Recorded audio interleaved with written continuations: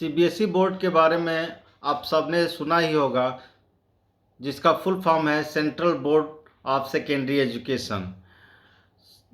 से सीबीएसई के अंतर्गत यदि 2026 का डेटा देखें तो उसमें जो है क्लास 10th और 12th बोर्ड में जिन्होंने एग्ज़ाम दिया उसमें जो है करीब करीब 42 लाख से ज़्यादा बच्चे रजिस्टर्ड हुए थे। और इस साल का बोर्ड का एंसर्ट सीट का evaluation OSM digital evaluation system से हुआ है, जिसका फुल फॉर्म होता है ऑन स्क्रीन मार्किंग। अब बहुत से बच्चों के रिजल्ट खराब हुए हैं। पता चला है कि इसमें जो डिस्क्रिपेंसी हुई है OSM की वजह से हुई है। तो इसकी वजह से 32 से ज़्यादा बच्चों ने सुसाइड कर लिया। एक सार्थक सिद्धांत नाम का स्टूडेंट जो क्लास 12th का था, उसका भी रिजल्ट ख़राब हो गया। उसने जो है अपने केस को लेकर के ग्रीवेंस डाली तो आंसर शीट की कॉपी मिली जो कि इनकम्प्लीट और पूरी ब्लर्ड थी। तो उसने अपना केस को खंगालना शुरू किया और उस इन्वेस्टिगेशन में सार्थक सिद्धांत को पता चला कि सीबीएसई ने बहुत सारी गलतियां कर रखी हैं। जो टेंडर हुआ है उसमें ही गड़बड़ी है। टेंडर के दौरान बहुत सारे ऐसे रूल्स रेगुलेशन को चेंज किया गया जिससे जो है जो डिजर्विंग कंपनी TCS थी उसको टेंडर नहीं मिला और मिल गया किसी और लो ग्रेड कंपनी कोएम्प्ट को। तो इसमें जो है सार्थक ने जो एनालिसिस किया उसमें ये पाया कि जो है 3 क्लाजेज स्ट्रिंजेंट क्लाजेज होती हैं जो कि ज़रूरी होती हैं सर्विस प्रोवाइडर को पुअर परफॉर्मेंस कैटेगरी में डालने के लिए। उसको कम्प्लीटली जो है हटा दिया गया। मतलब जो पुअर परफॉर्मेंस कैटेगरी है कि भाई आपका प्रीवियस रिकॉर्ड से पुअर परफॉर्मेंस हुआ है तो आपको एंट्री नहीं मिलेगी, तो उसको ही हटा दिया और कोएम्प्ट को एंट्री के लिए रास्ता बना दिया। जो लूप होल क्रिएट किया गया जैसे ब्लैक लिस्टेड अर्लियर कंपनी, तो टर्म को ही बदल दिया गया। ब्लैक लिस्टेड अर्लियर को हटा करके ब्लैक लिस्टेड करेंटली कर दिया गया। तो आप बताइए ब्लैक लिस्टेड करेंटली में नई कंपनी जो ऑलरेडी जो है ब्लैक लिस्टेड थी पहले, अब उसको हटा दिया गया। ब्लैक लिस्टेड अर्लियर टर्म को हटा करके ब्लैक लिस्टेड करेंटली करने से तो पुराना रिकॉर्ड ख़त्म हो गया। इससे क्या हुआ कि जो ब्लैक लिस्टेड कंपनी थी उसको दोबारा अवसर मिल गया टेंडर में पार्टिसिपेट करने के लिए। तीसरी बात की थी जो 50 करोड़ का थ्रेशोल्ड था, इन्होंने नया बनाया कि जो कम से कम 50 करोड़ कंपनी का टर्नओवर क्वालिफिकेशन जो है इंट्रोड्यूस किया गया, जिसमें कोएम्प्ट एडुटेक ने मामूली मार्जिन से उसको लीड मिल गया। और इस तरह से जो है CBSE rejected appeals from other vendors to adjust for the coempt entry. तो उन्होंने ये नया क्लॉज एंट्री किया कि भाई इस पर्टिकुलर कंपनी को ही टेंडर मिल सके। ये सब एनालिसिस में पता चला है।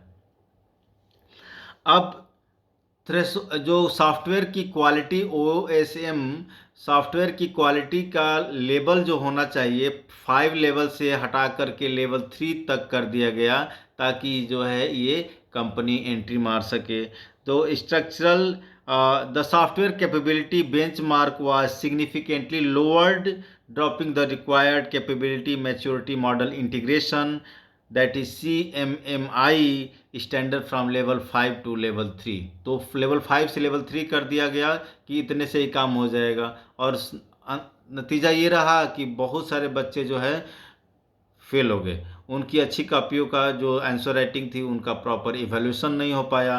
तो ये सारी अब लास्ट बट नॉट लिस्ट जो रूल्स थे रिलैक्स्ड एंटी करप्शन रूल्स, उन्होंने एंटी करप्शन रूल्स में ही रिलैक्सेशन दे दिया। The required cooling of period and time frame monitoring corrupt और कोलूसिव प्रैक्टिसेज को हटा करके आधा कर दिया गया। ठीक है, कूलिंग टाइम को क्या कर दिया गया, आधा कर दिया। मान लीजिए किसी को री एंट्री करने के लिए 6 महीना या 1 साल का पीरियड होना चाहिए, उसको हटा करके 6 महीने या 6 महीने से 3 महीना कर दिया गया तो फटाफट एंट्री मिल सके जो ब्लैक लिस्टेड कंपनी है।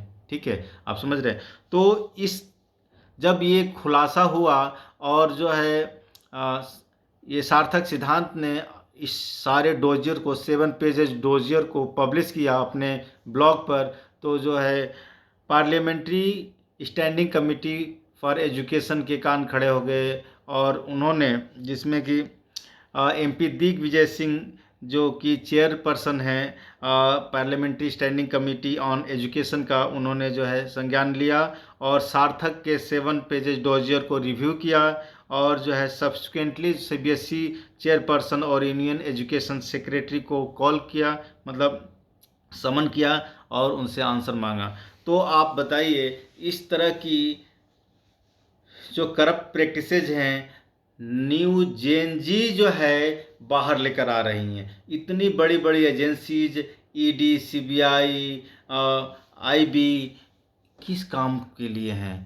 इतना बड़ा बड़ा भ्रष्टाचार हो जा रहा है। पता चल रहा है कि नीट का पेपर लीक जो है स्टूडेंट्स ला रहे हैं। ये सीबीएसई में इतना बड़ा करप्शन हुआ है, घोटाला हुआ है, जिससे जो है अभी बताया मैंने 46 लाख से ज़्यादा बच्चे इसमें प्रभावित हुए हैं। 46, मोर देन 46 लाख, केवल क्लास 10 और क्लास 12 की मैं बात कर रहा हूँ। जूनियर ग्रेड की तो इसमें डेटा ही नहीं है। केवल जो इस बार बोर्ड का एग्ज़ाम दिए हैं वो जो लोग हैं, जो बच्चे हैं, उनकी संख्या 46 लाख से ज़्यादा है। तो आप अंदाज़ा लगाइए, ये मामूली, जिसको गलती समझ करके इग्नोर करने की कोई कोशिश कर रहा है, तो ये मामूली गलती नहीं है। इस गलती की वजह से हमारे होनहार बच्चों ने सुसाइड कर लिया। और ये कोई मामूली बात नहीं है। ये इस तरह से जो हम जिसके ऊपर भरोसा कर रहे हैं, सीबीएसई को हम लोग माई बाप समझते हैं, सीबीएसई को हम सब कुछ समझते हैं कि सीबीएसई फेयर जो है बोर्ड है, सब चीज़ें प्रॉपर कंडक्ट करा रही है, इसका क्यूरिकुलम अच्छा है, ऐसा समझ के हम लोग जो है उसके ऊपर भरोसा करके बच्चों का इनरोलमेंट कराते हैं। और अंदर अंदर ये जो है काले जो कारनामे हो रहे हैं जनता के खिलाफ, इसमें जो लोग सम्मिलित हैं उनकी अगेंस्ट जरूर कड़ी से कड़ी कार्रवाई होनी चाहिए। ये सख्ती जरूरी है, इसको जो है नज़रअंदाज करना बिल्कुल भी गवारा नहीं होना चाहिए, क्योंकि ये लगातार चीज़ें जो है बद से बदतर होती जा रही हैं। हमारे एक एक डिपार्टमेंट जो है प्रॉब्लम में आ रहा है। तो ऐसा क्यों है कि जो है अब भी प्रशासन इतना जो है क्वेश्चन में आ गया है? ये साधारण बात नहीं है। सब सेक्टर में धीरे धीरे करके जो है करप्ट प्रैक्टिसेस बाहर सामने आ रही हैं। तो इसका मतलब क्या है? इसका मतलब है कि जो डिपार्टमेंट अभी तक सामने नहीं आए हैं वो भी उसमें सम्मिलित हो सकते हैं, वो भी घोटाले कर रहे हैं, वो भी करप्शन कर रहे हैं। और जब जनता त्राहिमाम कर रही है तब चीज़ें सामने आ रही है। अब एजुकेशन सिस्टम भी जो है सुरक्षित नहीं है। नीट का पेपर लीक होना, अब वो तो कम्पिटिटिव लेवल पर हुआ, उसमें तो बड़े घोटाले हुए, वो जो कि सामने आ गया, पेपर लीक हुआ, बच्चे कितने परेशान हुआ, रीनीट हो रहा है। तो एनटीए जो है अपना रोल नहीं निभा पाई, उसने दोबारा जो है गलती किया। 2024 में भी नीट का पेपर लीक हुआ, 26 में भी नीट का पेपर लीक हुआ। अब जो है सीबीएसई बोर्ड ने भी जो है इतना बड़ा करप्शन किया है कि ओएसएम को टेंडर में ढूलमुल किया है, और जो है ना ही ढूलमुल किया है, उसने रूल्स रेगुलेशन को लूज किया है, ताकि जो है समय समय पर कि जो उन्होंने टेंडर को चेंज किया, बार बार चेंज किया, ताकि जो है जो स्टैंडर्ड नॉर्म्स वाली कंपनियां एंट्री कर सके, जैसे टीसीएस, उसको बार कर दिया, और कोएम जैसी लो ग्रेड कंपनी को एंट्री दिला दिया, टेंडर दिला दिया, जिसका जो है सॉफ्टवेयर भी जो है एज पर मार्क नहीं था। तो इससे जो क्या हुआ कि 46 लाख से ज़्यादा बच्चों का भविष्य खतरे में आ गया। उनकी कॉपियों का एवेल्यूएशन ही सही नहीं हुआ। उसमें मान लीजिए जिसके नंबर्स अच्छे आने चाहिए, जिन्होंने जितना किया उतना ही नहीं आया। तो बच्चों के ऊपर प्रेशर पड़ा, मोरल प्रेशर पड़ा, हार्ड वर्किंग का भी उनको जो फ्रूट होना चाहिए, रिजल्ट मिलना चाहिए, वो नहीं मिला। उनके आने वाला भविष्य खतरे में हुआ। कितनों ने सुसाइड कर लिया, जिसमें से सार्थक सिद्धांत भी एक जो है क्या है, विक्टिम है, वो भुक्तभोगी है। और उसने अपने केस को लड़ने के लिए इन्वेस्टिगेशन किया, अपने स्तर से किया, तब ये सारी बातें सामने आ रही हैं। तब तक किसी को जो है समझ नहीं आ रहा है कि अभी देखिए सिस्टम कितना चालाकी से जो है करप्शन कर रहा है। हाँ, तो उम्मीद है आप इस जानकारी को समझे हैं और इस जानकारी से फ़ायदा उठाएंगे।